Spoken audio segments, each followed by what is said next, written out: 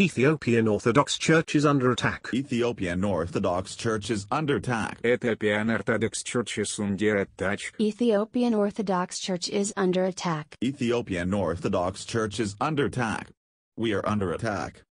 The government of Ethiopia has fully declared war on Ethiopian Orthodox Church. 30 Ethiopian Orthodox followers are killed in shashemenie on January 4, 2023. Bishops and priests are imprisoned all over the country. The war is supported by local peacekeepers and regional polices. If the war responded from the people's side, this will not end and will be transmitted as fire worldwide. Pray for us. Church is under attack. We are under attack.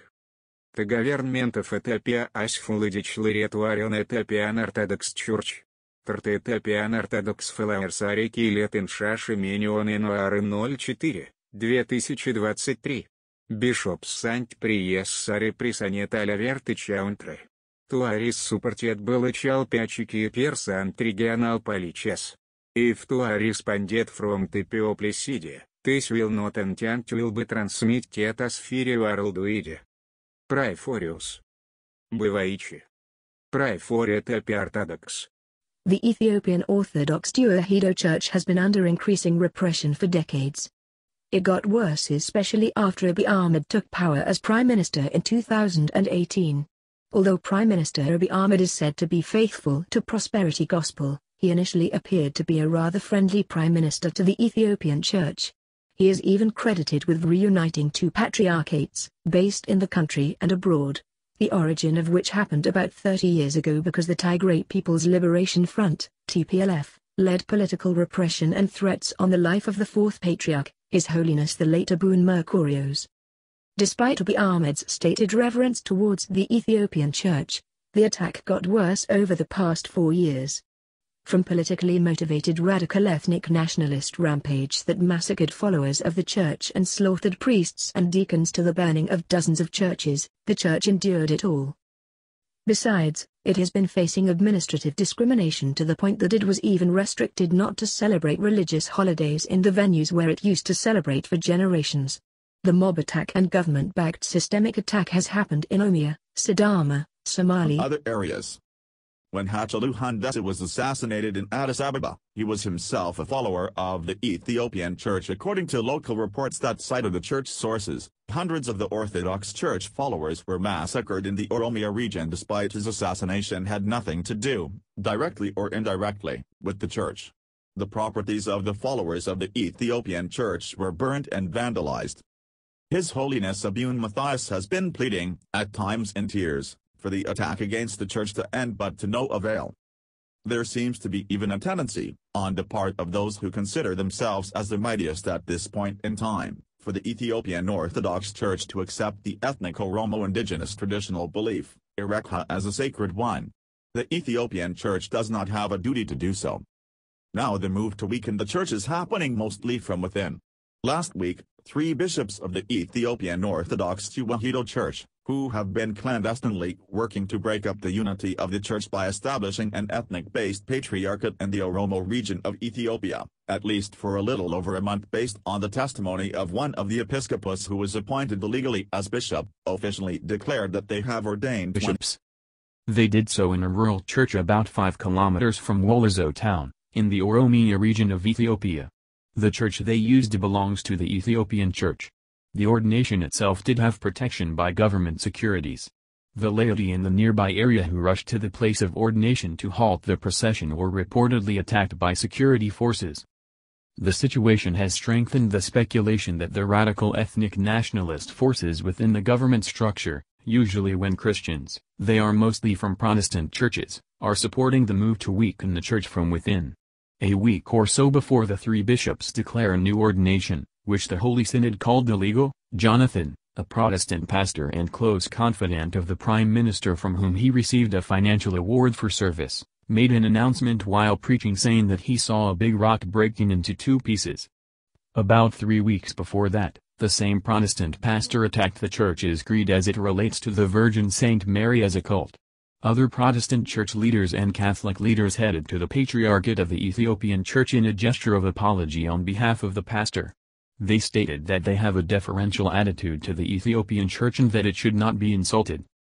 His Holiness Abiy Ahmed summoned on bishops of the Ethiopian Orthodox 𝐏𝐥𝐚𝐿 Church in the country and abroad to the Patriarchate for an emergency meeting on the day the Ethiopian Church learned about illegal ordination in 𝐏𝐿. In 2 days' time, the Holy Synod excommunicated the 3 bishops and stripped their ecclesiastical ranks in all their forms after days of prayer and consultation. It also called upon the government to discharge its responsibility to maintain peace and order. What happened was the opposite. Abbot 𝐏𝐥𝐚𝐭𝐢𝐧𝐮𝐦, an episcopus who was among the 26 ordained bishops, apologized to the Ethiopian Church just a day before the Holy Synod passed the decision. This week, he was abducted and detained for over a day. And yesterday, Oromia region security authorities arrested His Eminence 𝐏𝐥𝐚𝐿 in 𝐏𝐿 as he was returning from the Holy Synod meeting.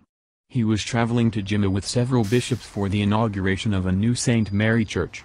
The bishops were turned back at Addis Ababa airport.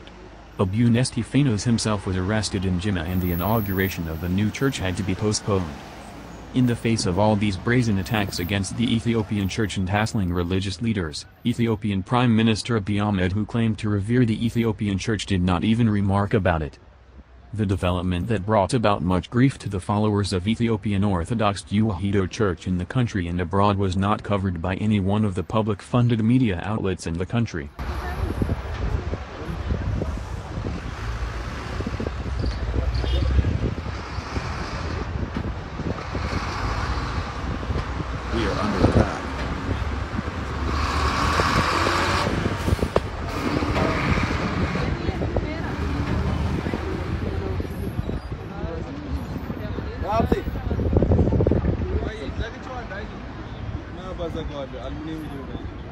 We are under attack.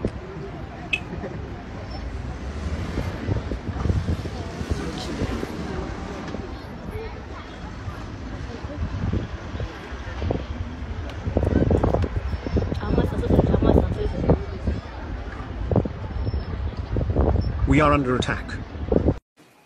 Africa, historically, sub-Saharan Africa, has been fundamental to the global prosperity of the advanced countries.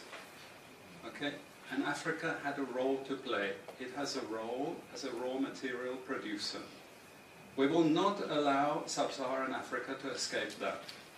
Okay, we do everything to keep sub-Saharan Africa where it is, also impoverished. It's absolutely vital for the prosperity of everyone else. So let's get clear about that.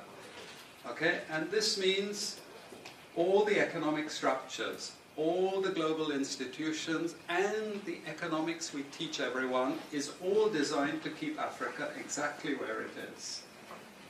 And whether it is Europe or US or now China, it's always the same. We need Africa to be impoverished because we need those raw materials and we need them dirt cheap. Okay, so that's the message. It doesn't mean to say that there's nothing Africans can do. Of course there is.